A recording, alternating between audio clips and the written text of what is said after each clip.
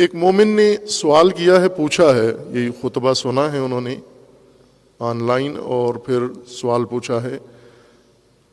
سوال ان کا یہ تھا کہ آپ نے کہا ہے کہ نماز جمعہ واجب تعینی ہے۔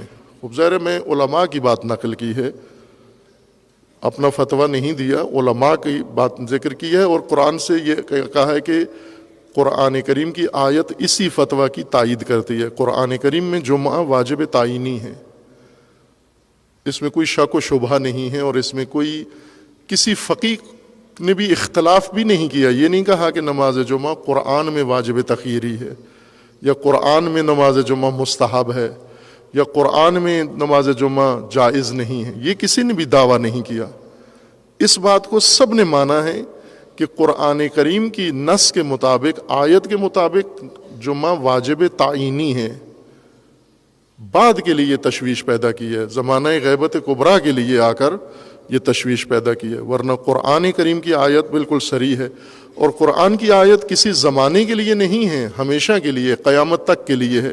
یعنی اگر قرآن نے واجب تعینی بیان کیا ہے تو پھر کوئی اور واجب تعینی آ کر اٹھا نہیں سکتا، اس واجب تعینی کو بدل نہیں سکتا۔ قرآن کریم کے حکم کو جو اللہ نے فرما دیا ہے، رسول اللہ صلی اللہ علیہ وآلہ وسلم اس کو تبدیل نہیں کر سکتے، امام معصوم اس کو بدل نہیں سکتے، کوئی فقیہ مجتہد اس کو بدل نہیں سکتا۔ جو قرآن کریم نے ایک دفعہ ذکر کر دیا ہے اس کو کسی اور شکل میں تبدیل نہیں کر سکتے۔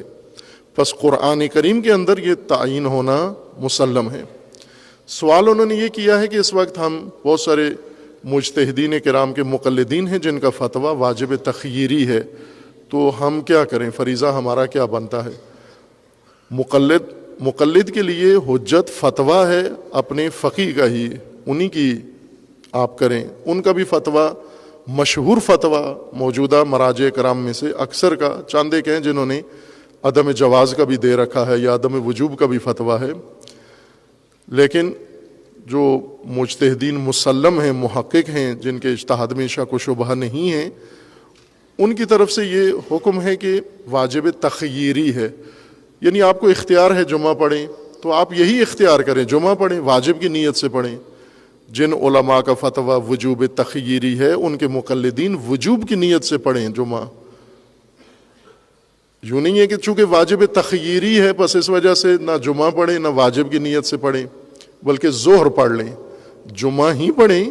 آپ اختیار کریں، اچھا اختیار کریں، جمعہ اختیار کریں اور اس کو وجوب کی نیت سے ادا کریں، تو اس طرح آپ قرآنی حکم کے بھی مطابق ہو جائیں گے اور فتویٰ اپنے مرجع تقلید کے فتویٰ کی بھی پیروی کریں گے اور کوئی اشکال پیدا نہیں ہوگا۔